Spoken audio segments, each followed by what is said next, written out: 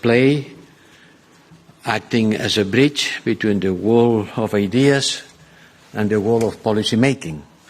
And it has to continue doing that and getting closer to the policy making.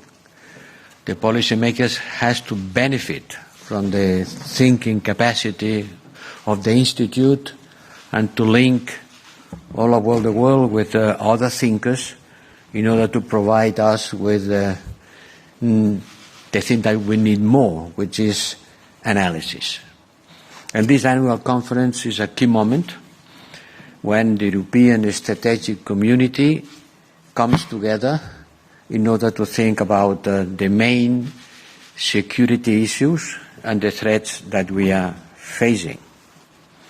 And it's a chance, for me at least, to lift my eyes from the everyday crisis, from crisis management mode, to escape from the tyranny of the present, and to have the possibility of looking a little bit ahead.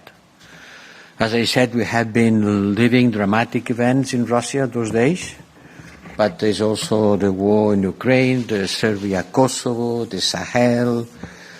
We think about our China strategy, the summit with Latin Americans, of course our defense agency agenda in general. Happy to see you here. The work on ammunition, development of the industrial capacity for defense, launching new missions. I will go to Niger next week in order to launch our new mission in the Sahel. Well, a lot of things that prevent you sometimes from stopping and thinking. So it's a good moment for me to share with you. And I would like to go about three things. First, how do we see the forces shaping our world? If you want to have a guide for action, you have to understand how things are going and what is coming. Which are the forces that are shaping our world? And here, if you want a headline summary, it's easy. We live in a power political world. Power politics is back and is shaping the world. It's not the world that we Europeans would like, but it is the way it is. Second thing, we have to have a broad approach to the word security. Security is becoming multidimensional. It's not security in front of a military threat. It's not just about defense in the classical term of the world. It's a very complex dimension. And the headline summary of my words is, we have to rethink what security means. And it means a lot of different things. Then I want to use the concept of economic security to illustrate all this. You have seen that we, together with the Commission, the High Rep, together with the Commission, has presented a communication that the European Union Council, the European Council, will discuss this week. And the summary of the headline of my words is, we have to avoid risky dependencies, too risky dependencies, the so-called de-risking, but de-risking comes with risks. And we have to look for the adequate balance, how to protect our interest, but take into account also how this will affect our relationship with key partners. Economic security is about security. And remember that the High Rep is High Rep for foreign and security policy. The part security, which was a little bit on the corner, the margins, now becomes more and more important. So let's have a look at the new global landscape. Certainly, what do we see? It's raising bipolarity, US-China, but underlying this bipolarity, there is a messy multipolarity. There is not just two poles, there are many other poles, And these poles interact between them, hedging one side or the other. It's like a constellation, two big poles and then someone turning around and sometimes changing the orbit and going to another orbit and turning around another pole. And this is what geopolitical competition is. And this geopolitical competition is weakening multilateralism like never before. The US-China bipolar competition is becoming more and more confrontational and is spreading about all areas: security, technology, ideology, information. And we see there is a growing assertiveness, as I said, a hedging behavior by emerging countries who in a certain moment, for certain reasons, they are in one orbit, and then in another moment, for other reasons, they are in the other orbit. We can call it not the non-aligned countries, but the disaligned countries. And the image of the constellation about two poles and some satellites changing from one constellation to another shows well what's happening. At the beginning of my mandate, I talked about the battle of narratives. Then came the pandemic. And now the battle is no longer about narrative, it's about offers. Who offers more? And in security terms, what we see is the old and new wars. The old wars, the brutal wars, 1914 style, tranches and mass destruction and mass killing, high-intensity conventional war are in our doorsteps. And armed races is worldwide. You have a look at the increase of armed expenditure in the world, it's really impressive. We Europeans, we are also part of this because we are increasing our military expenditure. But I am coming from the Southeast Asia, and the Southeast Asia arms race is much bigger than us.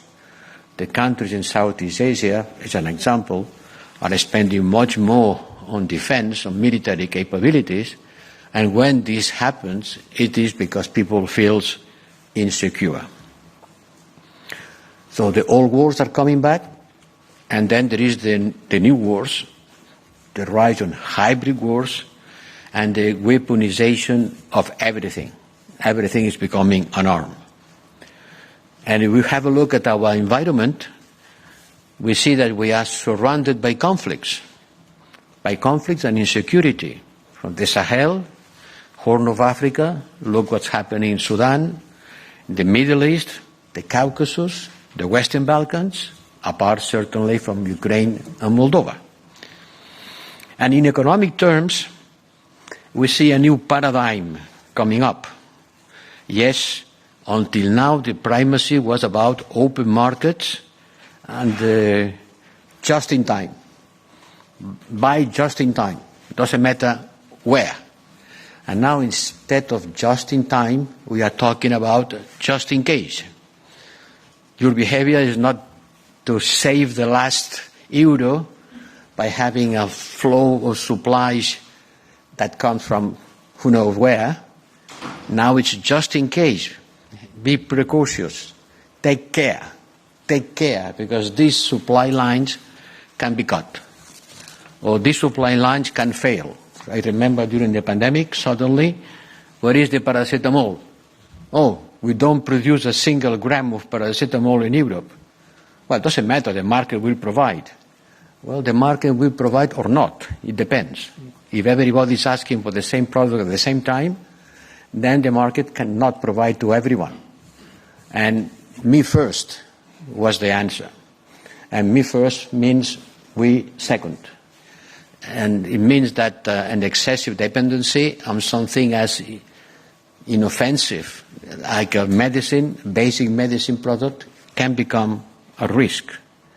And today, yes, we get rid of the Russia dependency on hydrocarbons, on gas, but we have increased our dependency on critical materials and critical products needed for the digital transformation from China. So don't change one dependency by another. Then comes the word technology. Technology will be the key of the strategic competition for the technological supremacy. The U.S. started a technological war with China, willing to hamper the technological development of China, and technology has become a tool and an arena, a place where people fight and a tool for fight. So this is the way I see how the world is turning. And I have two main conclusions. We believe in a competitive world of giants where you need size, you need scale to survive, and thank God we have the European Union that provides us with a scale and size, because each one of us, each member state, is certainly too small to survive in this world of giants competing among them. And we have to have the ambition of becoming a pole, multipolarity. Europe has to have the ambition of being a pole and having the capacity to act as one. And the second conclusion is that we have to look at the whole board. Everything is connected. And security, as I said, becomes a multidimensional word. We have to look at each one of the dimensions of the security. And this brings me to the second part of my remarks on how we need to face this security prism. Let me give some examples. Let me go to some examples on how we have to look at this prism of integrated security approach.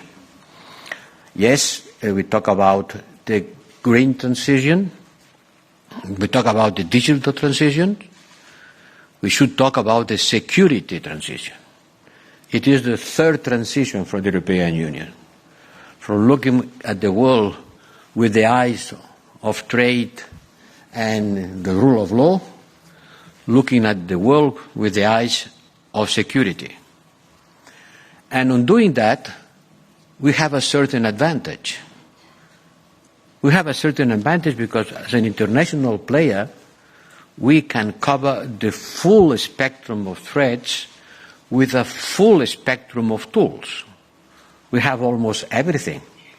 We have the diplomatic, the civilian capacity, the military capacity for managing crisis.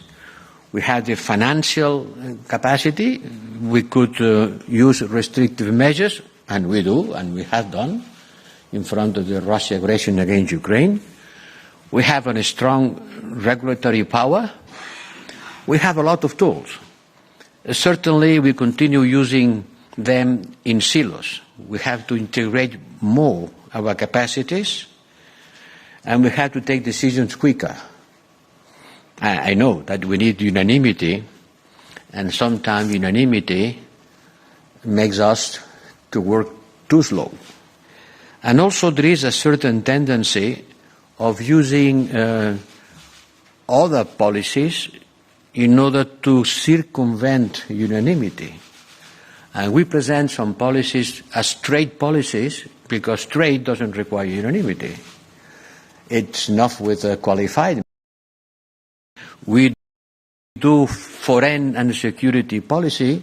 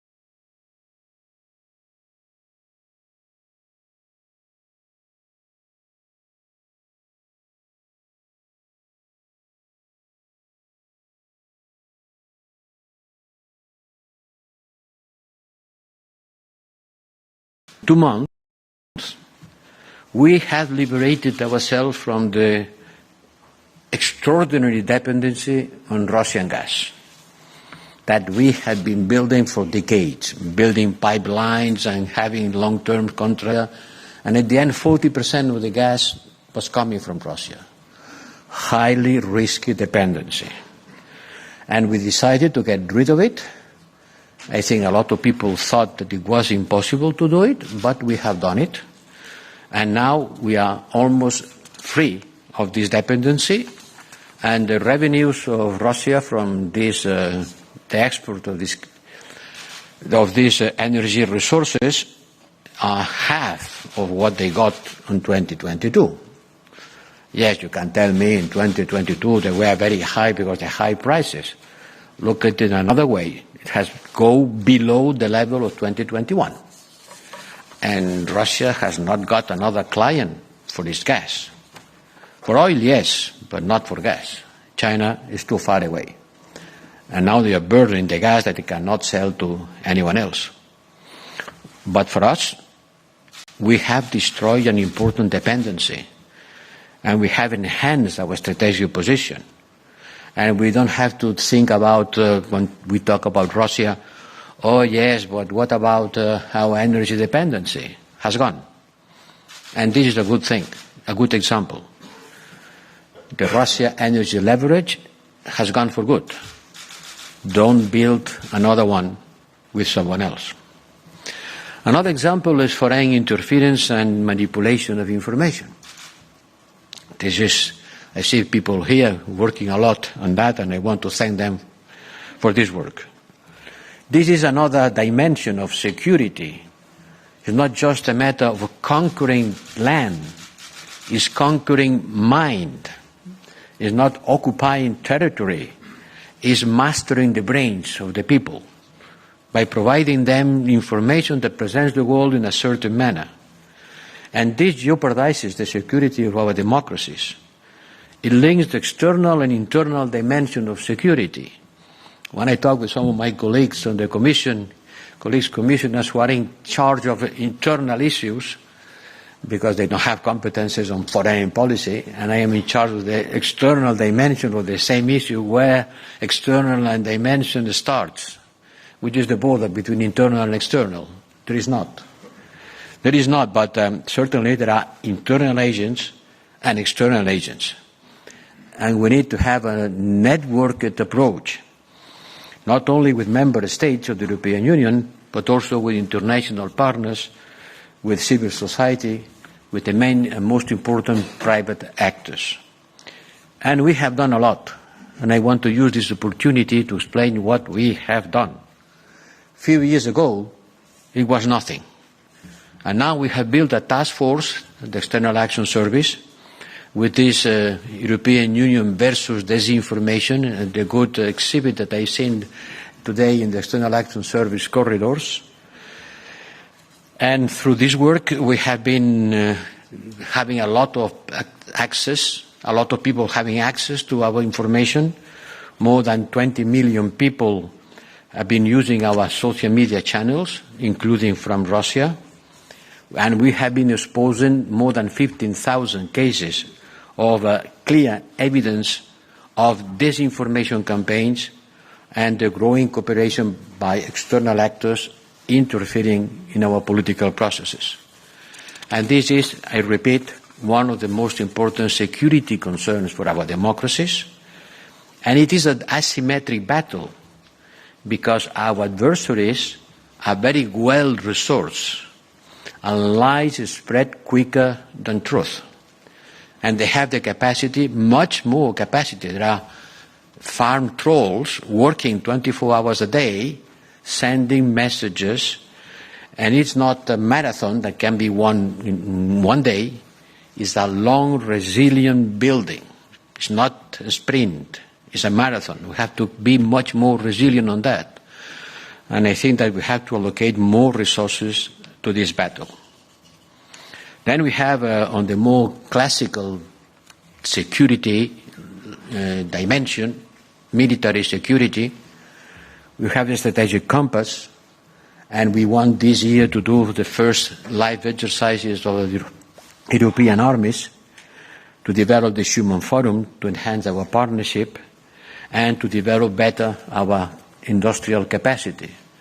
It's utopical to believe that you can be autonomous in any dimension if you don't have the technology and industrial capacity to underline this autonomy. We have human rights sanctions around the world that, sometimes they are symbolic and sometimes they are quite effective. And last but not least, climate. We are working on a communication on climate security and defense.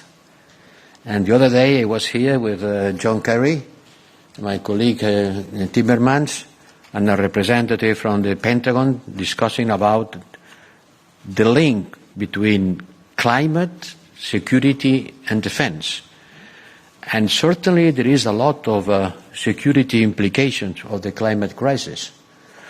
And once again, we don't have enough resources, we don't allocate enough resources to the fight against the climate threat from the point of view of security. I don't want to go deeper on that, but everybody has in mind the images of the migrants abandoning their land because the land is no longer fertile, and they escape because their land has become unproductive due to the climate.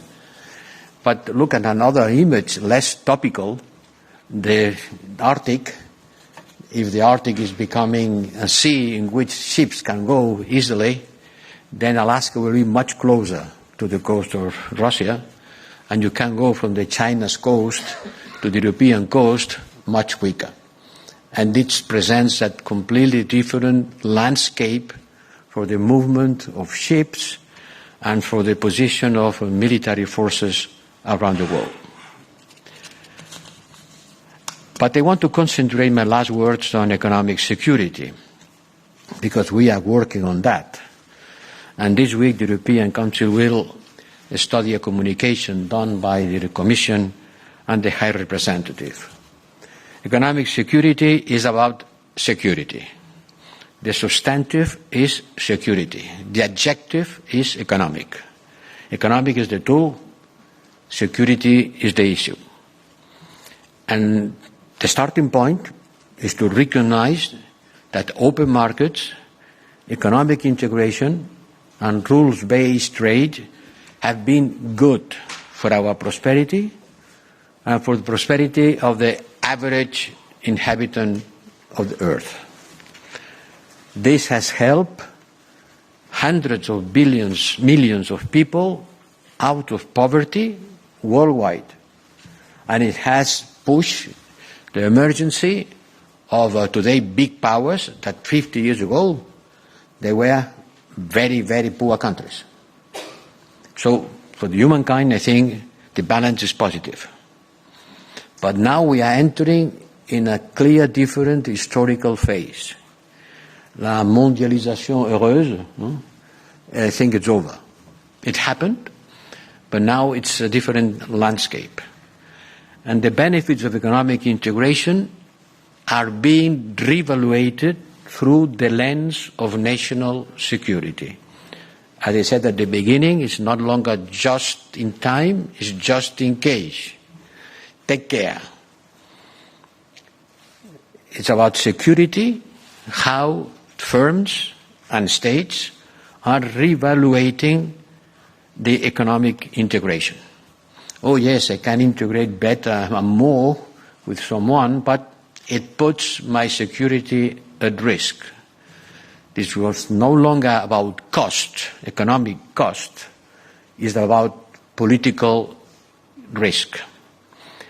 And in recent years, it's not from last week, it's not from the last crisis, since the beginning of this legislature, at the European Union, we have been taking measures to protect from security risk and excessive dependencies.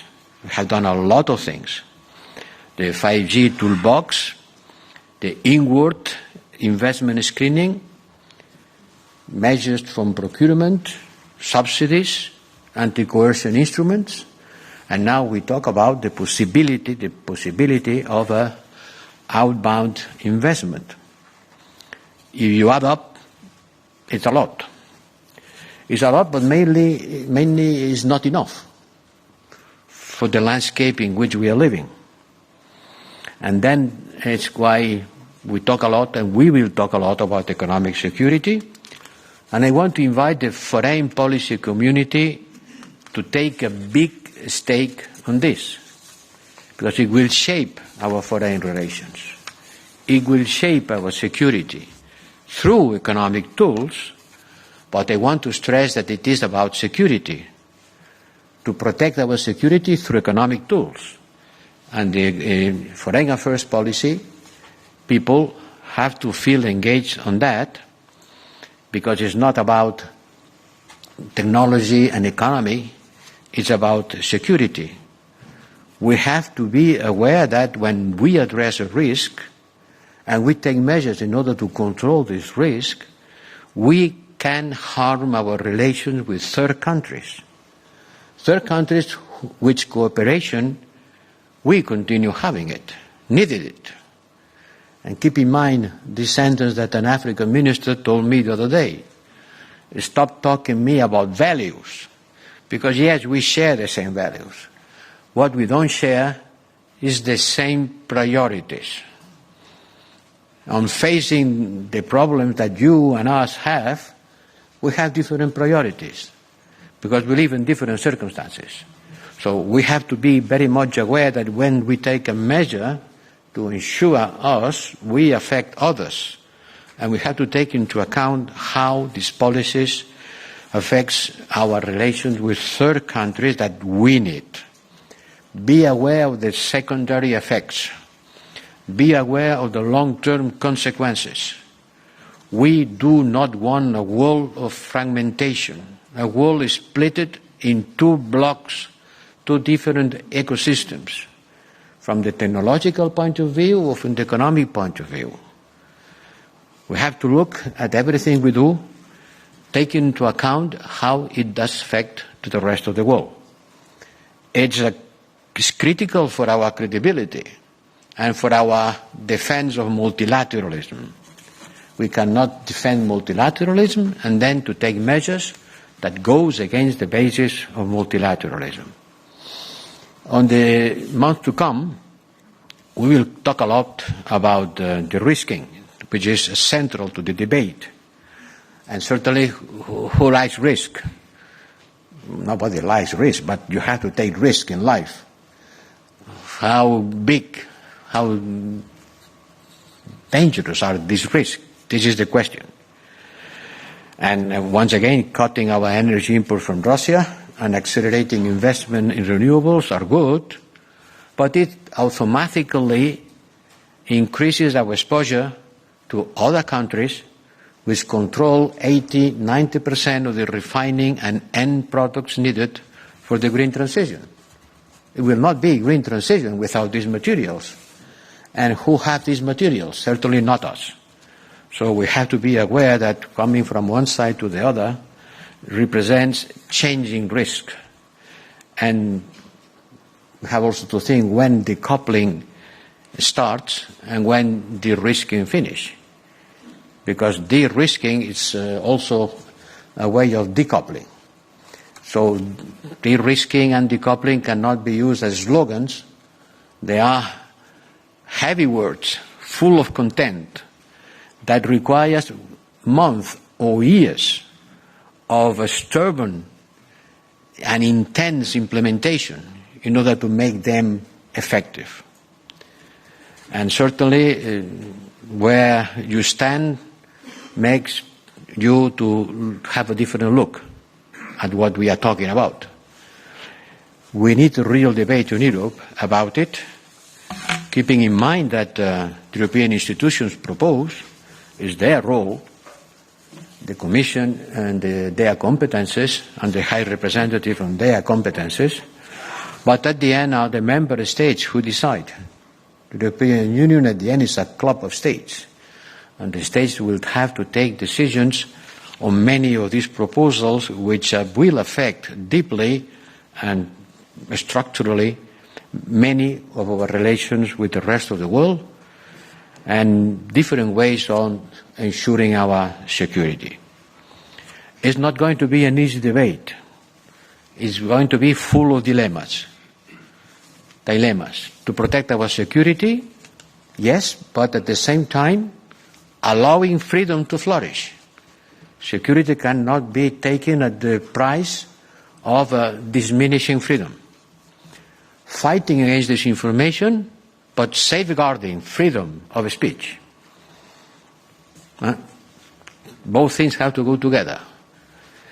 De-risking, but remaining an open economy.